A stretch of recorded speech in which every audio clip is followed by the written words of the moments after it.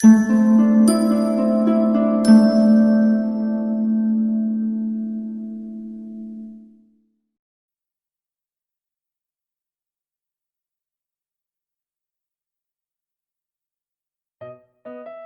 यमीन एक इंतहाई खूबसूरत मुल्क था। वहां का बादशाह मतीन था, जो कि एक इंतहाई मगरूर और लालची बादशाह था। उसके पास बहुत मालो दौलत थी और वो हर वक्त यही सोचता था कि इस मालो दौलत की वजह वो है। उसके पास जितनी मालो दौलत है, ये सब उसकी चालाकी और होशियारी की वजह से है। इसलिए वो हर वक्त गरूर में रहता और हर किसी को खुद से कमतर समझता। उसका ख्याल था कि उससे ज्यादा मालो दौलत किसी के पास नहीं हो सकती। उसकी 5 बेटियां भी थी, जिनसे वो बहुत प्यार करता था। उनकी जिंदगी बहुत अच्छी गुजर रही थी।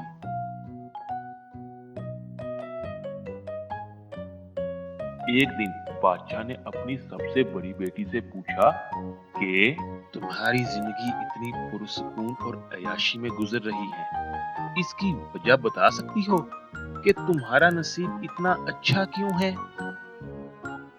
बेटी ने जब ये सवाल सुना तो वो बोली, अब्बा हुजूर, इसकी वजह आप हैं। ये सब आपके नसीबों का है जो हमें मिल रहा है। बादशाह को अपनी तारीफ बहुत अच्छी लगी और वो ये सुनकर बहुत खुश हुआ। उसने यही सवाल बारी बारी अपनी सब बेटियों से पूछने का फैसला किया। सब ने यही जवाब दिया कि ये सब आपकी वजह से है। हम सबको आपके नसीबों का मिल रहा है। जब सबसे छोटी बेटी की बारी आई और बादशाह ने उससे ये सवाल पूछा, तो उसने जवाब दिया, अब्बा हुजूर, ये सब अल्लाह ताला का करम है, वरना हम किसी काबिल नहीं और हम सबको अपने अपने नसीब का मिल रहा है। बादशाह ने जब ये जवाब सुना तो उसे बहुत गुस्सा आया और उसने सोचा कि उसकी ये बेटी उससे प्यार नहीं करती। बादशाह ने गुस्से में आके वजीर को बुलाया और उसे हुक्म दिया कि वो मुल्क का सबसे गरीब लड़का ढूंढ के लेकर आए। वो उससे अपनी सबसे छोटी बेटी की शादी करवा देगा। चुनाचे बादशाह ने उसी दिन अपनी बेटी की शादी गरीब से लड़के से कर दी। मलका और बाकी बेटियों ने इसकी मुखालफत की, लेकिन उसकी छोटी बेटी ने कहा, अब्बा हुजूर, आपकी जो खुशी मुझे कबूल, लेकिन मैं अपना जवाब नहीं बदलूंगी। फिर वो गरीब लड़का बादशाह की बेटी को अपनी झोंपड़ी में ले आया। झोंपड़ी बहुत छोटी थी और बिल्कुल खाली। लड़के ने बोला कि मेरे पास कुछ भी नहीं है। जब भूख लगती है तो जंगल से फल तोड़ के खा लेता हूँ, और जब वो नहीं मिलते तो किसी से भीख मांग के खा लेता हूँ, और मैं यूं ही जमीन पर सोता हूँ। आपको भी जमीन पर ही सोना होगा।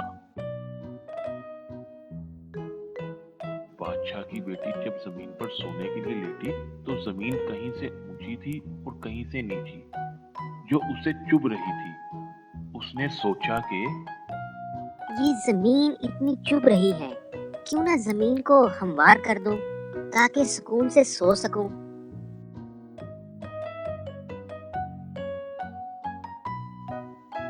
उसने जमीन को बराबर करना शुरू कर दिया। अभी उसने कुछ ही जमीन खोदी थी तो उसे यूं लगा कि जैसे नीचे कोई लोहे की चीज है। उसने जब वहां से मजीद खुदाई की तो वो ये देखकर हैरान रह गई कि नीचे एक देग थी।